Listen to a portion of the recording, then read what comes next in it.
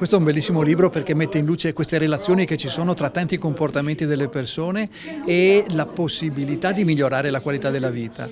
Per la politica la sfida è quella di riuscire a legittimare questi cambiamenti, a far comprendere che cambiare non significa perdere qualcosa, ma significa guadagnare benessere. E quindi la responsabilità che sentiamo è proprio quella di tradurre in scelte concrete, che sono anche piccole qualche volta, nelle modifiche organizzative a livello locale, a livello regionale, a livello nazionale,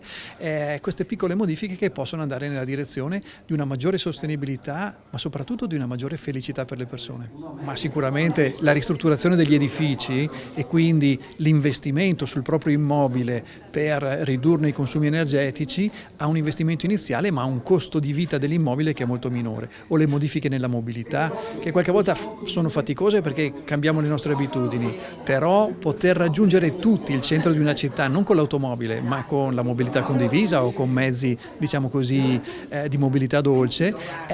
consentono a tutti di raggiungere il centro. E quindi una modifica, ma è una modifica che va nella direzione di una maggior fruibilità delle cose. Il messaggio è che siamo tutti su una stessa navicella spaziale all'interno della quale le risorse sono finite, non sono infinite, e quindi dobbiamo imparare a gestirle in armonia. Dobbiamo trovare una nuova forma di vita in relazione tra di noi e tra le altre persone e con l'ecosistema, perché quello che è successo fino adesso ci ha esposto a tantissimi pericoli che hanno causato nel tempo la crisi sistemica nella quale siamo finiti, che è la crisi pandemica, la crisi climatica, la crisi della guerra, la crisi energetica. Insomma, le soluzioni esistono, ma prevedono che questo venga affrontato alla radice, e la radice del problema è un modello di sviluppo insostenibile, la cui soluzione è una profonda conversione ecologica del nostro modello di vita, di sviluppo, di produzione, di distribuzione, del nostro modo di vivere.